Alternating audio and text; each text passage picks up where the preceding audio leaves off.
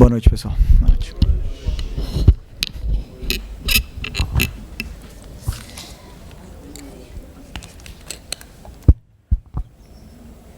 Podemos. Boa noite, Felipe. Rodrigo Cerqueira, Grupo Globo. O objetivo foi alcançado. No final do jogo, bem intenso ali, com uma defesa do Rossi que evitou até a eliminação. Qual é a lição que fica dessa primeira fase da Copa Libertadores, né? E vai ter uma parada grande até a volta agora nas oitavas de final, mas qual a lição que fica e o que fica de aprendizado também para as fases decisivas? O calendário vai afunilando depois do Mundial, das Copas, enfim. Aprendizado que não tem jogo fácil na Libertadores. Todos os que estão na Libertadores são parte de cima da tabela ou campeões dos seus países e não tem jogo fácil.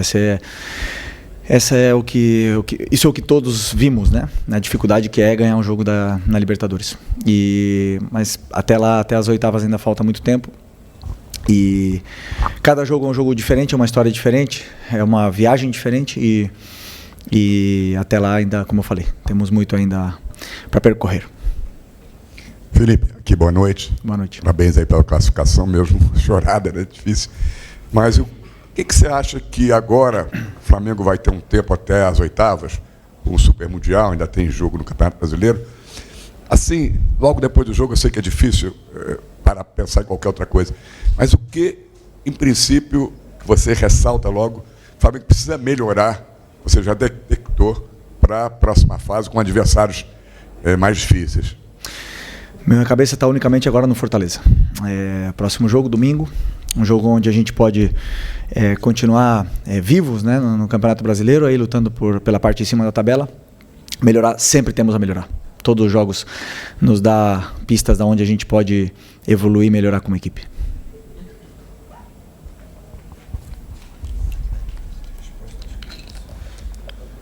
Oi, Felipe, aqui, Sérgio Lobo. Não é a primeira vez que a gente repara, e várias fotografias hoje, imagens do primeiro tempo, principalmente do primeiro tempo, que só tinha o Rossi da intermediária para trás. Eram 21 jogadores da altura ali da intermediária, daquele bloco central para trás, e o Flamengo com a bola, quer dizer, foi um ferrolho, né? Digamos, nessa expressão muito grande do time venezuelano, que veio aqui já eliminado, enfim, para fazer isso mesmo, para se defender. E o Flamengo já, em outras oportunidades, contra times do Campeonato Brasileiro, já teve esse tipo de dificuldade. Como é que você avalia essa questão para melhorar em relação ao futuro próximo, contra adversários que podem vir repetir esse tipo de esquema contra o Flamengo aqui mesmo no Maracanã? É uma forma de defender que causa dificuldades a todos os times do mundo. Não existe nenhum time que tem facilidades em entrar numa defesa com uma linha de 5 e por vezes era linha de 6 e linha de 7 e os 10 dentro da área. Vimos o Manchester City na final contra o Crystal Palace, bloco baixo. Todo time, o Manchester City, que é um dos melhores times do mundo, não conseguiu entrar. Isso sempre que um time vem para se defender, é uma opção, mas esse time também sabe jogar, também nos colocou em algumas dificuldades com bola, mas claro, temos que continuar criando esses mecanismos, essas soluções para dar para os jogadores, para eles poderem terem mais chance de finalizar. Se eu não me engano, eu vi nas estatísticas, foram 20 finalizações, com 10 dentro da área nunca vão ser muito claras, né? Mas no final o objetivo era ganhar e conseguimos. Felipe aqui, Fernanda Pisotti, da Rádio Band News FM.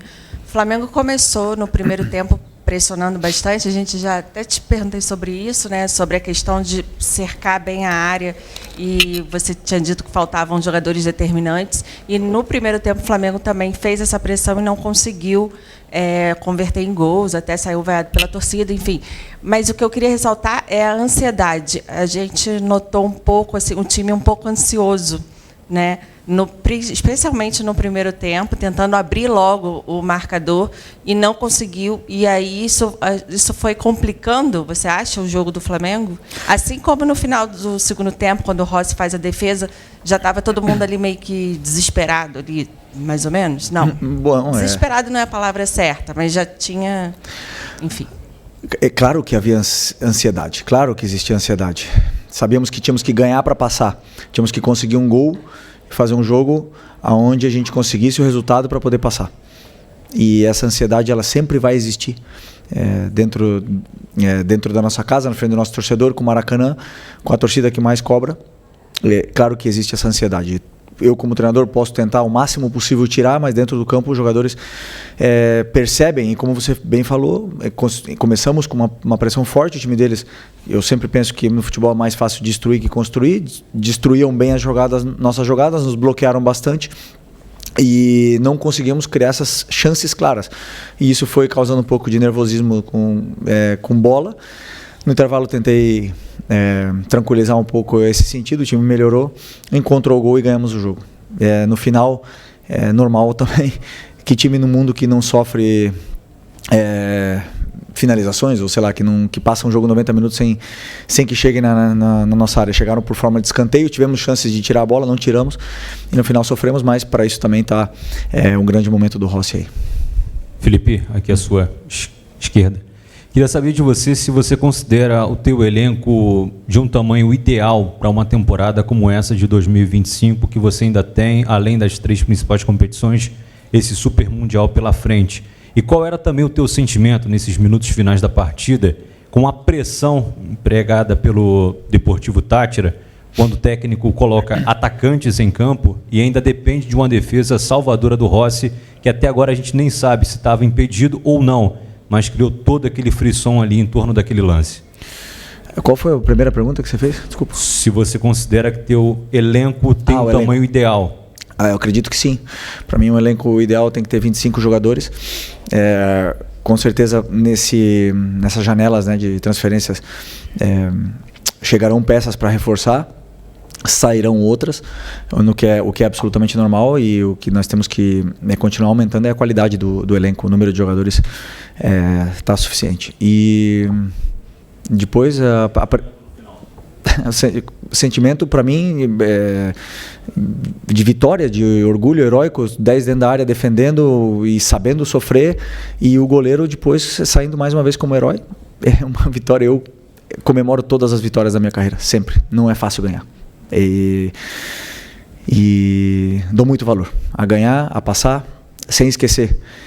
Não podemos esquecer que esses jogadores jogaram domingo, 4 da tarde, no campo sintético do Palmeiras contra o líder do Campeonato Brasileiro. E hoje, 3 dias depois, estavam no campo, alguns no sacrifício. E então é uma vitória, sim, que temos que comemorar. Felipe, boa noite. Parabéns pela classificação. Natália Brasil, Damas do Esporte.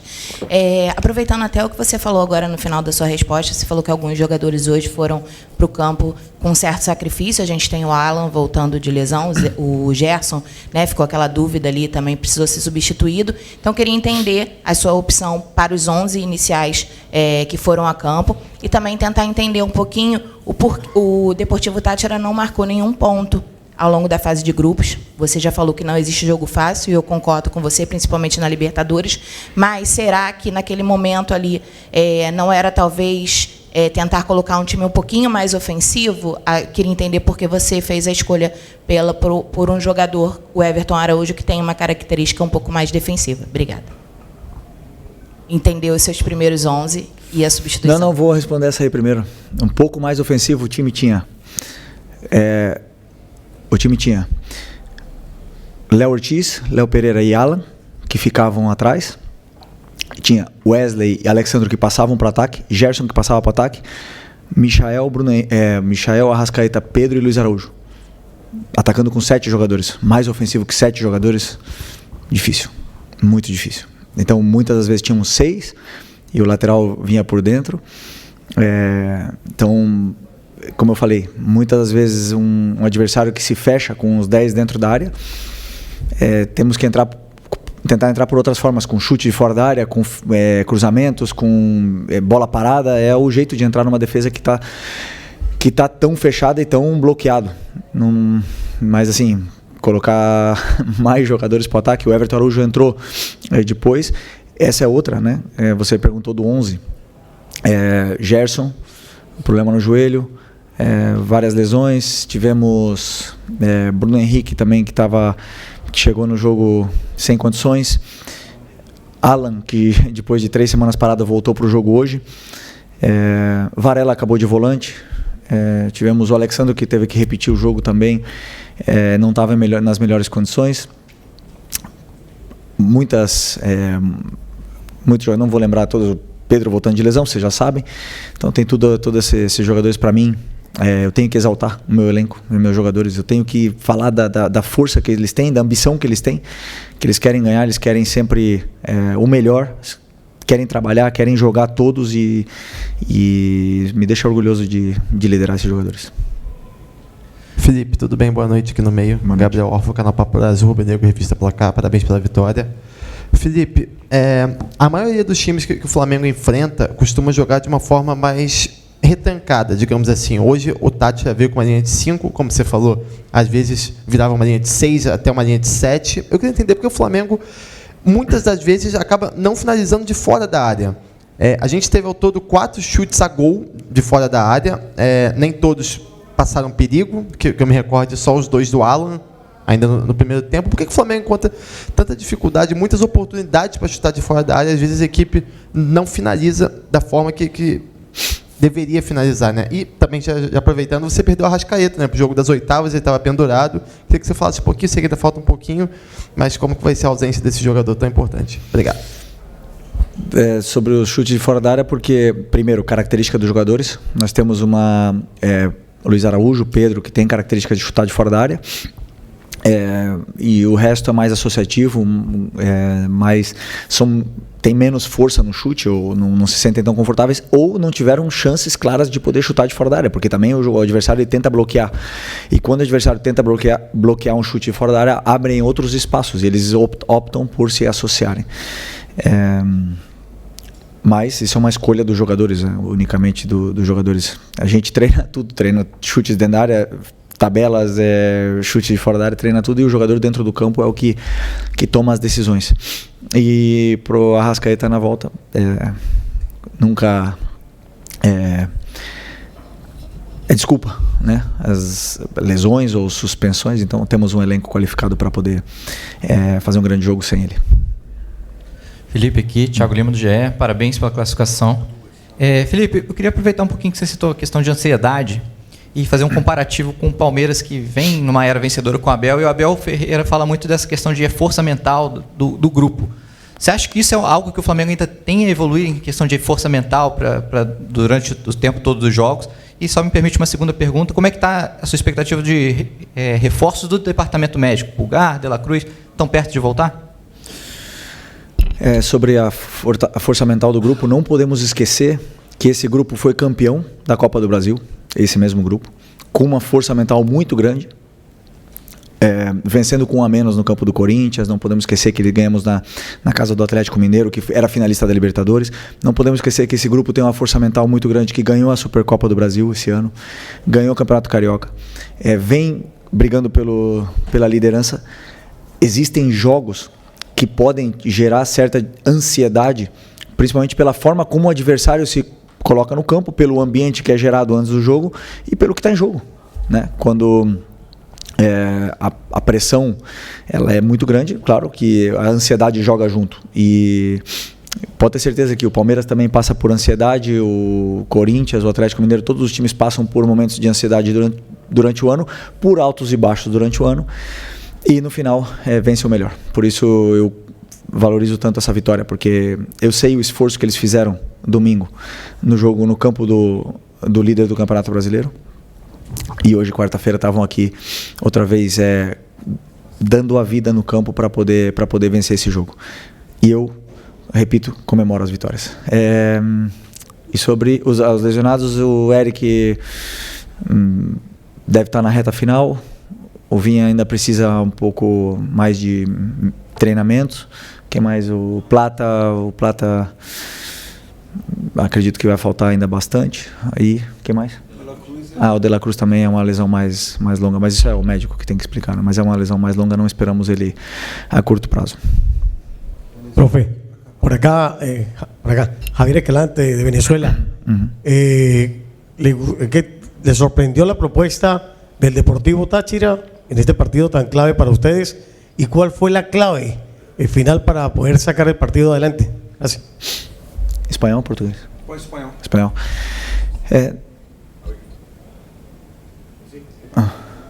Sí, perdón. No nos sorprendió, imaginábamos un partido cerrado, imaginábamos un partido así. Verdad que Táchira cambió su estructura para ese partido. Normalmente no juega con línea de 5. Este partido jugaron contra línea de 5. Jugaron con línea de 5 contra nosotros ahí en Venezuela. Y se defiende bien. Tiene jugadores con calidad defensiva y cuesta, ¿no? La clave fue intentar tener un poco más de paciencia, circular más el balón y esperar que se abriese más los espacios, ¿no? Porque al principio estábamos verticalizando mucho el juego y al final pues eso, generar un poco más de volumen en área rival, y eso nos generaría córner, falta, tiros de fuera del área, y ahí fue donde encontramos un gol y conseguimos desbloquear esse partido tão complicado. Graças. Boa noite, pessoal. Vale, cumprindo o protocolo aqui, sou obrigado a encerrar. Tá? Olha só, pessoal, houve uma alteração no nosso planejamento.